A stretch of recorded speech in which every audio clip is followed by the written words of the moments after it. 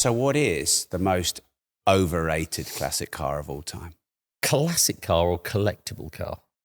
Well, tell us the difference. Well, for me, I wouldn't deem a Jaguar XJ220 as a classic car. I would consider it a modern supercar, but one of the early day modern supercars. But that really is a very poor car. It's a terrible car. Right. It's it basically, when you drive it, it feels like you have a lawnmower engine behind you. It's absolutely humongous, beautiful looking car. I love it. It has so much presence. And when you start it up, you feel like, oh, I need to send this car for a service because there's something wrong with it. And Which is part of the attraction sometimes, is it? Well, it's just quiet. It's a V6 engine. It's a V6 engine in a big car. Yeah. Sounds like very similar to, I've got a lawnmower at home that sounds very similar to it. And the build quality is absolutely shocking. So I recall I bought one once I sold a car to a lottery winner up in Scotland. It would have been about 2001, maybe. This XJ220 had only done a few thousand miles. He had the car for a month, said, Tom, I hate it. Will you buy it back? Bought it back, flew up to collect the car. On the way back, I drove it home because I thought it'd be really cool to drive an XJ220 at home. At the time, I was dating my wife, who we've been married for the last 21 years. And I thought, I'm going to pick her up and I'm going to take her to the cinema in this XJ220. And thought I would show off, and going down the slip road to get onto the motorway, I put my foot down. And as I put my foot down, the radio just completely came straight out. And that's the type of build quality that I'm talking about. As I'm in second gear accelerating, the radio just goes Maybe that's because it was so fast. Yeah. And I wasn't going that quick. So are you saying the XJ220 is the most overrated? An XJ220 is a shockingly poor car. And how much are they now? I mean, somewhere between 300 to 450,000, depending on the mileage. Okay.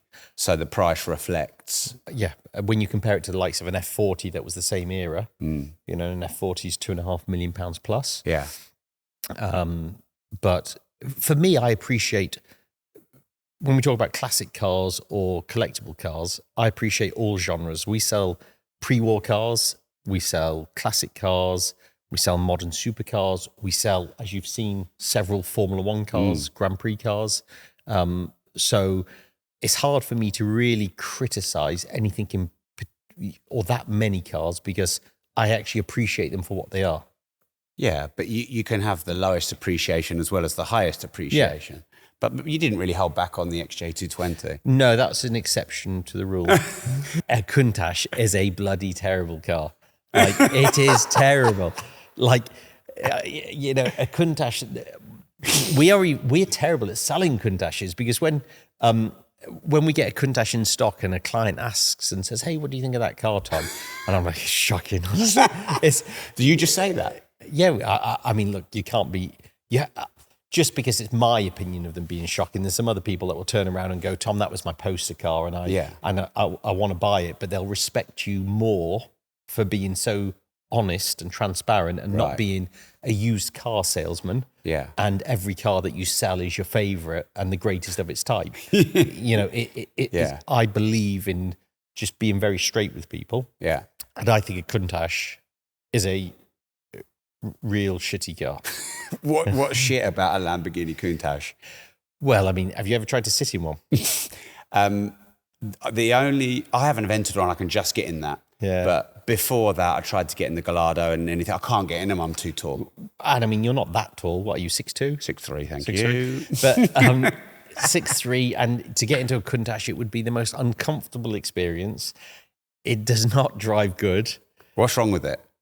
They're just not. If you compare it to a Ferrari of the same period, a Countach, it's a very dramatic styling. So the very early Countaches, the LP400s, I can appreciate them for, if you think about when that car was first launched at the motor show, which I think was in around about 1970, and it was at Geneva. And you think about that car being launched and how dramatic that styling was. It was a real icon of its time, but it's not the type of car that you would want to be doing 5,000 miles a year in, let alone 15 or 20,000 miles a year in. It's quite a difficult car to drive. They're very, they cost a lot of money to maintain. They're not comfortable. They go wrong. Would not be, for me, it would not be a car that I'd be having in my own personal collection. Okay. It has been said.